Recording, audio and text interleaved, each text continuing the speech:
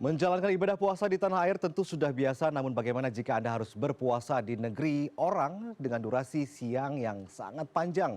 Kita juga akan mengintip bagaimana mereka tetap produktif bekerja sambil menjaga kehusyuan Ramadan. Langsung saja saat ini kita telah terhubung dengan Tutut Handayani, salah satu diaspora Indonesia yang berada di Stockholm, Swedia. Selamat siang waktu Jakarta, Mbak Tutut.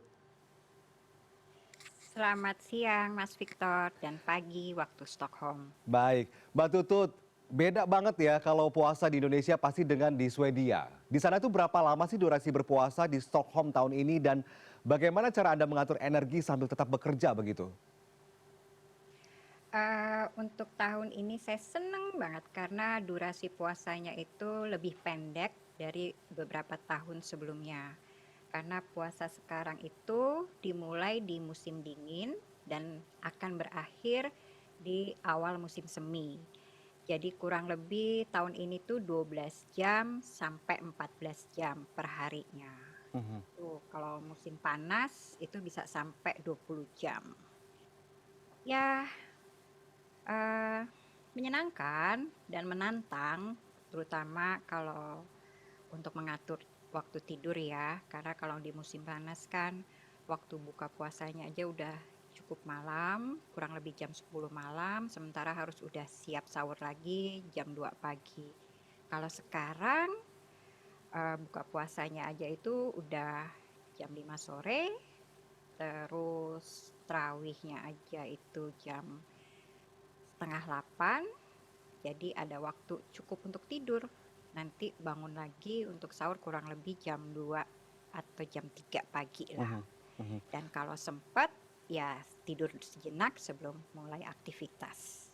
Ya, Mbak Tutut ini berarti tidak jauh berbeda dengan Indonesia ya, 12 jam atau sekitar 12 jam lah waktu berpuasa dalam sehari.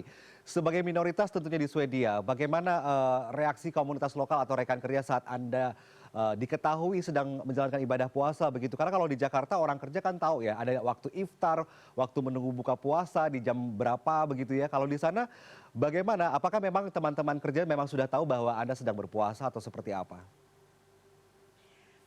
Kalau berdasarkan pengalaman saya pribadi ya Mas, saya senang banget kolega saya mengerti kalau puasa Ramadan itu salah satu kewajiban sebagai umat muslim. Jadi bagi mereka nggak masalah gitu loh. Cuma yang jadi pertanyaan mereka sampai hari ini adalah kenapa tetap nggak minum juga gitu. Karena kan kalau nggak minum itu di mana di sini kelembaban udaranya sangat rendah, jadi kan kulit cepat kering, apalagi pada musim dingin kulit itu cepat kering banget. Tapi kalau in general sih mereka nggak ada masalah gitu. Terus kalau ada acara fika yang menjadi sebuah kebiasaan kami di sini, kayak fika itu bahasa Inggrisnya tuh coffee break gitu ya.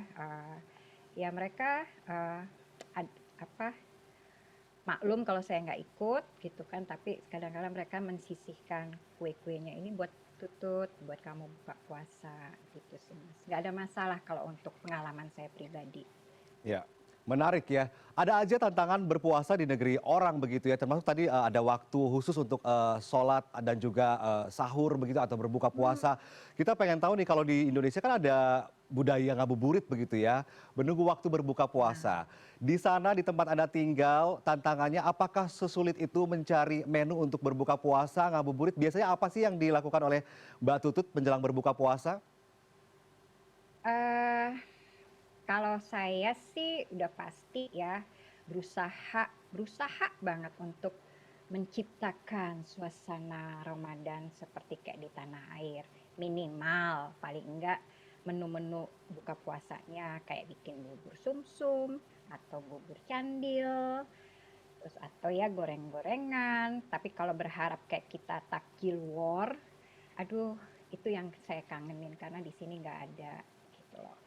Tapi kalau saya mau misalnya jalan sedikit gitu ya ke arah kayak apa, ke arah apa sih disebutnya tuh ya para pendatang banyak di titik itu, mereka kadang-kala juga menjual makanan-makanan kayak Timur Tengah kayak kurma, terus kayak apa lagi ya, kayak pernak-pernik kalau menyambut Ramadan atau Lebaran gitu. Tapi dan itu cukup jauh dari rumah saya. Ya, ya. Takjil War ini salah satu yang dirindukan oleh Mbak Tutut ya. Bagaimana dengan diaspora Indonesia di sana dengan Ya. teman-teman? Apakah ada gelaran buka puasa bersama atau iftar bersama begitu bersama sesama Muslim di sana atau KBRI atau masjid setempat begitu, Mbak Tutut? Kalau di sini, kami tuh di Stockholm ada disebut dengan komunitas pengajian Al-Ikhlas. Jadi, komunitas pengajian Al-Ikhlas ini sering bekerja sama dengan KBRI Stockholm untuk mengadakan kayak misalnya kajian-kajian agama atau acara maulid atau nanti nih, sekarang hari Jumat ya, besok kayak, nuzul Quran, terus puncaknya itu setiap tahun sebagai penyelenggara untuk sholat Idul Fitri bersama diaspora Indonesia lainnya yang di Stockholm. Dan saya yakin kalau berdasarkan cerita teman saya juga gitu ya, untuk di beberapa kota lainnya di Swedia kayak Malmö, kayak Uppsala atau Gothenburg, mereka juga punya komunitas-komunitas pengajian Ya. seperti itu. Dan para mahasiswa juga mungkin mahasiswa Indonesia khususnya juga melakukan kegiatan buka puasa bersama bareng gitu. Ya, ya. Terakhir Mbak Tutut, bagaimana cara Anda mengatasi rasa rindu pada rumah nih di Indonesia saat momen sahur atau buka puasa mungkin?